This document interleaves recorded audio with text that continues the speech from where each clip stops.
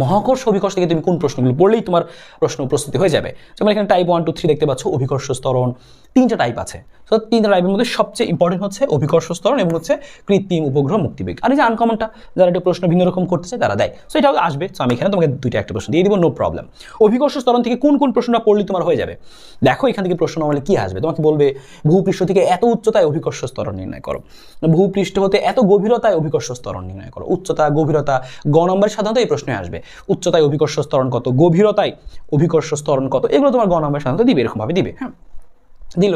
আরও জিজ্ঞেস করবে যে এখানে বস্তুর ওজন বেশি নাকি এখানে বস্তুর ওজন বেশি, যেখানে অভিকর্ষ স্তরণ বেশি সেখানে ওজন বেশি হবে, সেটা আমরা বুঝতেই পারবো। আরেকটা প্রশ্ন দিতে পারে, বলতে পারে যে এখানে হচ্ছে একটা সরল দোলক বেশি দ্রুত চলবে নাকি এখানে দ্রুত চলবে। কারণ আমরা সূত্র জানি টি সমান 2π√ওভার কি L/g। এই যে জি এর মানের উপরে টি নির্ভর করে, জি কম হলে টি বেশি হবে। তুমি দেখবা কোথায় জি কম সেখানে বলবা টি বেশি। টি বেশি মানে কি, তার দোলনকাল বেশি হবে, এরকম। আর দোলনকাল বেশি মানে কি, সে ধীরে চলতেছে। বেশি মানে কি, যে আস্তে আস্তে চলতেছে, দেখে তো বেশি হচ্ছে সময়টা, সো ধীরে চলবে। সো এইভাবে তুমি বুঝে নিবা। সো এই দুইটা প্রশ্ন একই রকম প্রশ্ন, জাস্ট অভিকর্ষ স্তরণ বের করে একটা করলেই হবে, ঠিক আছে। প্রশ্ন একটা দেখে রাখবে, একটা করবা। আরও প্রশ্ন আসতে পারে গ্রাফ দিয়ে, এরকম গ্রাফ এঁকে দিবে। গ্রাফ দিয়ে তোমাকে বলবে যে এখানে ওখানে তোমার কি কত, অভিকর্ষ স্তরণ কত, এখানে অভিকর্ষ স্তরণ কত, এটা পৃষ্ঠ, এটা হচ্ছে এই উচ্চতা, এটা কি গভীরতার দিকে আছে, মাটির নিচে আছে এটা, হ্যাঁ এটা দেখো আর পৃষ্ঠ। সো এরকম গ্রাফ এঁকে তোমাকে বলবে এই বিন্দুতে বি বিন্দুতে দেখো, বলছে কোথায় ওজন বেশি, যেখানে জি বেশি সেখানে ওজন বেশি। সো এই তিনটা আসলে একই টাইপের প্রশ্ন, তবে একটা হচ্ছে এভাবে লেখা থাকবে, একটা গ্রাফ দেওয়া থাকবে। সো গ্রাফের প্র্যাকটিসের জন্য অঙ্কটা দিয়েছি, সিলেট বোর্ড 22 করবা তুমি। সেম একইভাবে এখানকার দেখো আরও দুইটা প্রশ্ন একটু শিখতে হবে। তোমাকে জিজ্ঞেস করতে পারে 70 ডিগ্রি অক্ষাংশে বস্তুটি রৈখিক বেগ কত, জিজ্ঞেস করতে পারে। আর বলতে পারে আবর্তনজনিত কারণে বস্তুটির ওজন বাড়বে না কমবে। দেখো আবর্তন সে 70 ডিগ্রি অক্ষাংশে যদি থাকে, তাহলে 70 ডিগ্রি অক্ষাংশে অভিকর্ষ স্তরণ কত, অভিকর্ষ স্তরণ জানা থাকলে তুমি সেখানকার ওজনটাও বের করতে পারবা, W = mg।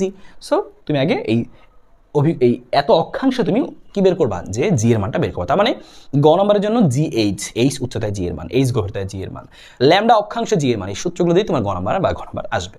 সো এটা গেল। আরেকটা স্পেশাল প্রশ্ন যেটা তুমি দেখবা বিভিন্ন বোর্ডে আসবে, এই যে এই ঘ নাম্বারটা হচ্ছে স্পেশাল প্রশ্ন এখানকার, যে উদ্দীপকে পৃথিবীর বিষুবীয় অঞ্চলে একটা বস্তুর ওজন 0 পেতে হলে কৌণিক বেগের মান বৃদ্ধি করতে হবে না কি করতে হবে। মানে এই বিষুবীয় অঞ্চলটা বড় কথা না, এখানে বিষুবী না দিয়ে তোমাকে মেরু দিতে পারে। হ্যাঁ, মেরু অঞ্চল তোমাকে পরীক্ষায় বলতে পারে, হ্যাঁ মেরু বলতে পারে, বা না 70 ডিগ্রি বলতে পারে, যাই বলুক। হ্যাঁ, মানে এগুলো হচ্ছে কি অবলিক, যে কোনটা বলতে পারে আর কি।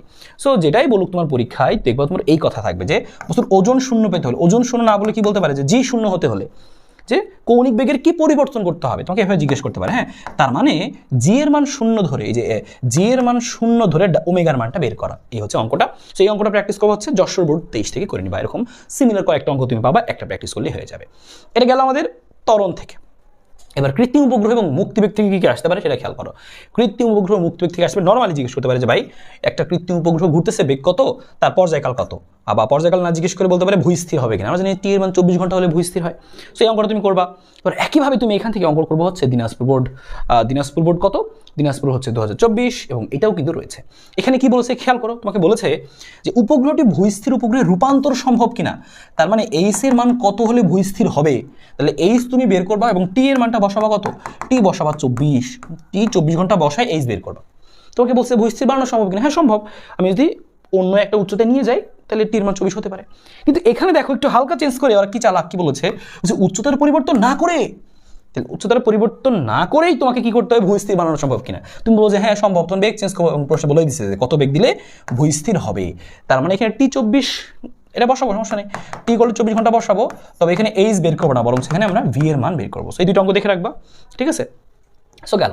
সেম একইভাবে দেখো কুমিল্লা বোর্ড 23 এবং হচ্ছে যে চট্টগ্রাম বোর্ড 19, এই দুটো অঙ্ক করবো আমরা কৃত্রিম উপগ্রহ থেকে। কারণ এখানে দেখো এই যে অঙ্কগুলো একটু ভিন্নতা রয়েছে, যে চাঁদের মতো উপগ্রহ পরিণত হবে কিনা, টি এর মান 27 দিন, হ্যাঁ টি এর মান 27.3 ডে যদি হয় তাহলে চাঁদের মতো উপগ্রহ হয়, তুমি টি বের করবা। অঙ্কটা দেখানোর জন্য রেখেছিলাম। তো তুমি এভাবে কিন্তু এখানে করে ফেলতে পারো। এখানে সেম আরও একটা প্রশ্ন রয়েছে, যে এত বেগে মারলে যে চূড়ান্ত পরিণতি কি হবে, উপগ্রহটা কি হারাই যাবে, ফিরে আসবে, উপবৃত্তাকারে ঘুরবে, বৃত্তাকারে ঘুরবে, কিভাবে কি হবে সেটা। সো কুমিল্লাতেই সে দেখবে এখান থেকে। সো গেল। এবং আরও একটা প্রশ্ন সবচেয়ে বেশি আসে পরীক্ষায়, দেখো এই প্রশ্নটা, এটাও তোমার দেখবা কারণাকর বোর্ডে এসেছে, যে মহাশূন্যে বিলীন হয়ে যাবে কিনা, মহাশূন্যে মিলিয়ে যাবে কিনা। হ্যাঁ, একটা উপগ্রহ এত উচ্চতায় ঘুরতেছে, সে মহাশূন্যে বিলীন হয়ে যাবে কিনা, মহাশূন্যে মিলিয়ে যাবে কিনা। সো এটা কিন্তু আসবে। সো এই হচ্ছে আমাদের এখানকার জিনিসটা গেল। একটা জিনিস পরীক্ষা আসে, এই দেখো এই গ নাম্বারটা ইম্পর্টেন্ট এখান থেকে, কৃত্রিম উপগ্রহটি উল্লিখিত উচ্চতায় তুলতে কত কাজ করতে হবে। যদি তুমি অনেক বেশি উচ্চতায় উঠাও তখন কিন্তু ডাব্লিউ সমান সমান mg হিসেবে আমরা দিব না, তখন আমরা কিন্তু ডাব্লিউ এর আমরা যে মহাকর্ষ বল দ্বারা কাজ, মহাকর্ষ বলের বিরুদ্ধে কাজ, যে সূত্র রয়েছে সেটা দিয়ে কিন্তু করবো। ডাব্লিউ সমান সমান কি gmm 1/r - 1/r+s এরকম যে ছিল, তাই না? সো ওই টাইপের সূত্রটা দিয়ে আমরা কিন্তু এখানে করবো। ঠিক আছে, সো এই অঙ্কটা যেন আমরা প্র্যাকটিস করে রাখবো একটু এখান থেকে। এই আমাদের গেল হচ্ছে কৃত্রিম উপগ্রহ এবং হচ্ছে মুক্তিবেগ টাইপের জিনিসপাতি। মুক্তিবেগটা আমরা দেখি কি অঙ্ক করতে হয় মুক্তির জন্য, এই দুইটা অঙ্ক করবা শেষ। মুক্তিবেগের জন্য জাস্ট এই দুইটা, সিলেট 24 এবং হচ্ছে এখান থেকে দিনাজপুর 17, জাস্ট এই দুইটা অঙ্ক তুমি এখান থেকে করবা শেষ। ঠিক আছে, আর এই মহাকর্ষ বিভব প্রাবল্যের জন্য জাস্ট এই একটা অঙ্ক করবা, জাস্ট এই একটা অঙ্ক করবা। মহাকর্ষ বিভব প্রাবল্যের জন্য জাস্ট একটা অঙ্ক। দেখছো, তো মুক্তিবেগ থেকে দুইটা, মানে ওই টাইপের আসবে, ওই কথাগুলো দিয়েই তুমি যদি ওই দুটো অঙ্ক করো তাহলে তোমার কথা যেটাই থাকুক, এমন না যে তোমার এই অঙ্কটাই হুবহু আসতে হবে, কথা যেটাই বলুক তুমি পারবা, ওই দুইটা অঙ্ক করলে তুমি পারবা আসলে। ঠিক আছে।